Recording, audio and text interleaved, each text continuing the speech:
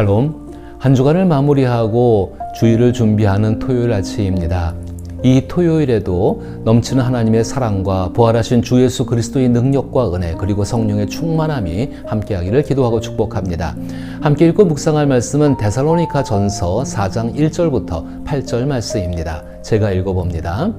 그러므로 형제들아, 우리가 끝으로 주 예수 안에서 너희에게 구하고 권면하노니 너희가 마땅히 어떻게 행하며 하나님을 기쁘시게 할 수 있는지를 우리에게 배웠으니 곧 너희가 행하는 바라 더욱 많이 힘쓰라.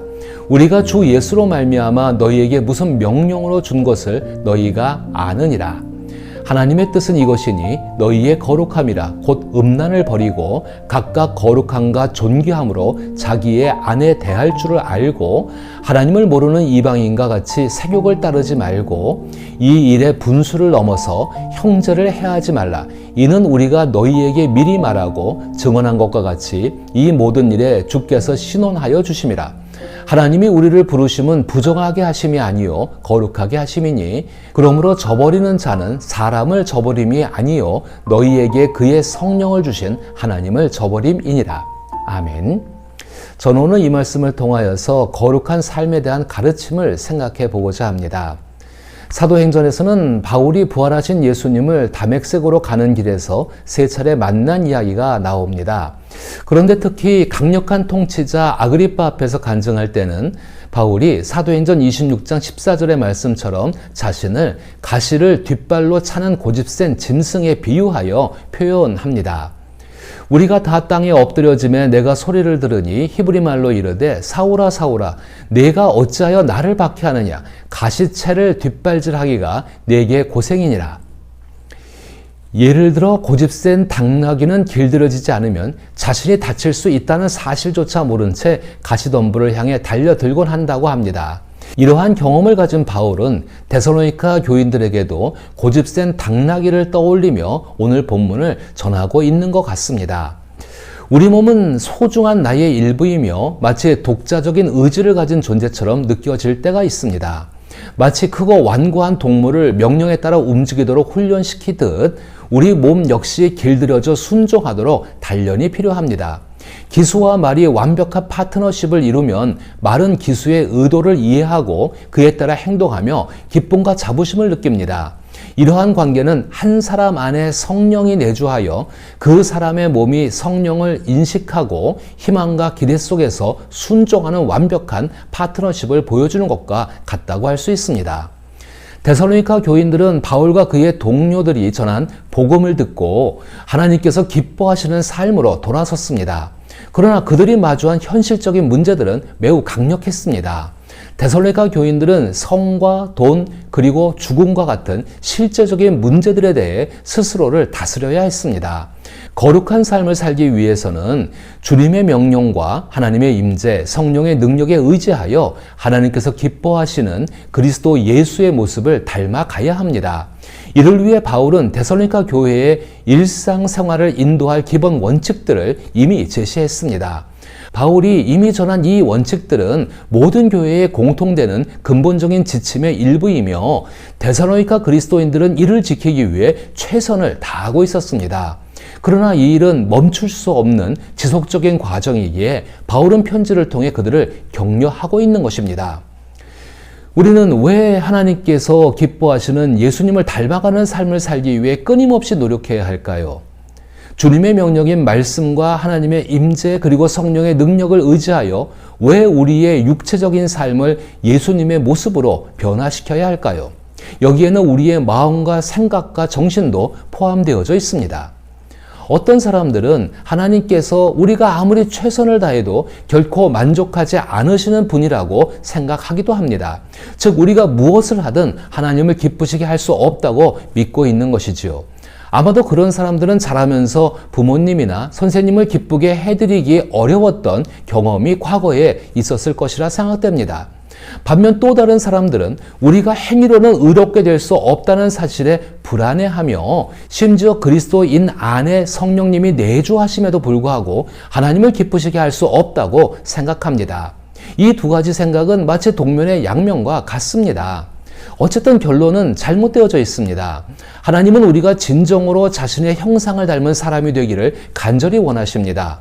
예수님을 본받아 하나님의 명령, 즉 말씀과 하나님의 임재 그리고 성령을 의지하여 우리의 육체적 삶을 변화시킬 때 하나님은 기뻐하십니다.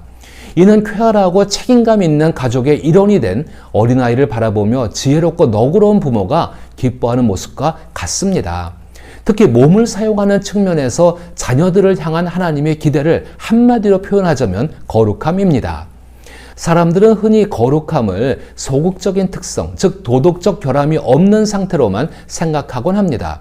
그러나 거룩함은 오히려 적극적인 의미를 지니며 우리가 일상생활 속에서 하나님의 형상을 닮아가며 드러내는 밝은 빛과 같은 성품입니다.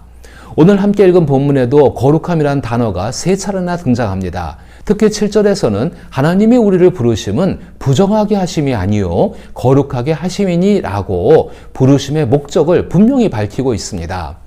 일반적으로 우리가 생각하는 거룩함은 바울이 이해했던 것처럼 예루살렘 성전과 밀접하게 연결된 일련의 사상에 기반을 두고 있습니다.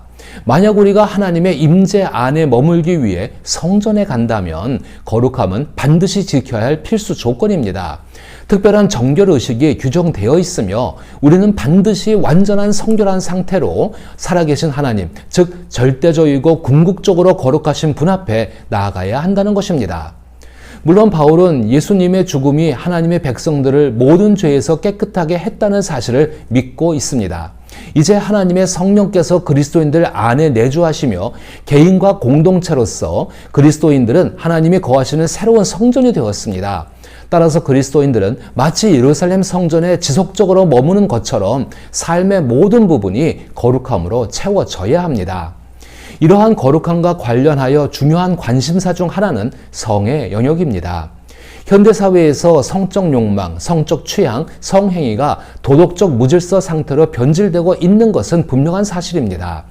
여기에서 통용되는 유일한 규칙은 어떤 욕망이 일어나거나 자극을 받더라도 그것을 그대로 표현하도록 허용해야 한다는 것입니다. 그리고 그것이 인권을 보장하는 것이라고 엉뚱한 주장을 하기도 합니다. 유대교와 초기 기독교의 모든 도덕 교사들처럼 바울도 이러한 현상은 길들여지지 않는 말이나 당나귀가 사방으로 뛰어다니며 기수와 구경꾼들을 위험에 빠뜨리고 해로운 일을 저지르도록 내버려 두는 것과 같다고 분명히 강조합니다. 이러한 심각한 현실 앞에 데살로니가 교인들은 직면해 있었습니다. 데살로니가 교인들이 현관문만 나가면 마주하는 세상은 절제 없는 자기만족을 추구하는 곳이었습니다. 최근가에도 데살로니가 교인들은 그런 세상 속에 깊이 속해 있었습니다. 이방 신전들은 정기적으로 성매매가 이루어지는 장소였으며 사회 전반에 걸쳐 다양한 형태의 성적 행위가 적극적으로 권장되지는 않았지만 최소한 묵인되고 있었습니다. 이러한 환경 속에서 새로운 생활 방식을 받아들이는 것은 어린 그리스도인들에게 큰 부담이었습니다. 물론 우리는 이기적인 방종을 조장하는 음란한 세상에서 자라난 기독교인들이 단정하고 깨끗한 윤리 기준을 지키며 삶을 구별하려 했을 것이라고 추측할 수 있습니다. 그러나 이러한 그리스도인들의 삶의 모습은 당시 세상에 대한 일종의 반란과도 같았습니다. 따라서 데살로니가 전서 4장 3절에서 6절에 나타난 엄격한 가르침은 다음과 같습니다. 첫째, 3절에서 언급한 바와 같이 음란은 금지되었습니다. 이는 결혼 관계 밖에서 이루어지는 모든 성적 행위를 포함하며 특히 바울 시대에는 이방 신전에서 공식적으로 행해지던 종교적 성매매를 금지하는 의미를 담고 있습니다. 둘째, 4절에서 강조하는 것처럼 결혼 관계 내에서도 절제가 요구됩니다. 새로운 상대나 새로운 쾌락을 추구하는 무절제한 욕망은 엄격히 통제되어야 합니다. 셋째, 6절에서 언급된 바와 같이 서로에 대한 부정행위 역시 금지됩니다. 이는 아마도 다른 사람의 배우자를 교묘히 빼앗는 행위를 지칭하는 표현으로 볼 수 있습니다. 마지막으로 이러한 가르침은 하나님께로부터 온 것이며 주님의 심판으로 반드시 뒷받침될 것임을 잊지 말아야 한다는 것입니다. 그런데 이러한 엄격한 가르침은 실제적으로 우리가 살고 있는 지금도 적용되어져야 합니다. 우리는 끊임없이 새로운 성적 만족과 쾌감을 추구하다가 건강하고 깊이 있는 관계를 해치는 많은 이들의 안타까운 불행을 보며 이러한 심판이 현재의 삶에서도 충분히 예견되고 있음을 알고 있습니다. 21세기를 살아가는 우리에게 성도덕은 마치 붕괴된 것처럼 보여집니다. 이러한 현실 속에서 교회는 하나님의 귀한 선물에 대한 분명한 입장을 가지고 있어야 합니다. 결혼 안에서 이루어지는 절제와 배려 그리고 헌신이 담긴 성행위는 결코 부정적인 것이 아닙니다. 더 나아가 결혼 생활이든 독신 생활이든 품위 있는 성은 난잡하거나 무분별한 행동을 하는 사람들이 결코 누릴 수 없는 풍요로운 삶으로 인도하는 길임을 보여줍니다. 성적인 절제는 힘세고 총명한 말을 길들이고 훈련하는 것이 동물의 품위를 떨어뜨리는 행위가 아닌 것과 같은 것입니다. 이 모든 것의 핵심은 하나님, 즉 이방인들이 알지 못하는 그 하나님에 대한 깊은 지식에 있습니다. 하나님께서는 하나님의 형상대로 남자와 여자를 창조하셨으며 그 형상이 지금은 성령의 역사하심을 통해 거룩함으로 열매 맺기를 기대하고 계십니다. 따라서 우리는 성적인 문제뿐만 아니라 육체에서 비롯되는 정신과 생각, 마음까지도 하나님의 말씀과 임재 그리고 성령의 도우심 안에서 하나님께서 기뻐하시는 모습으로 다듬어져야 합니다. 이러한 삶을 통해 예수 그리스도의 모습을 닮아가기를 기도하며 축복합니다.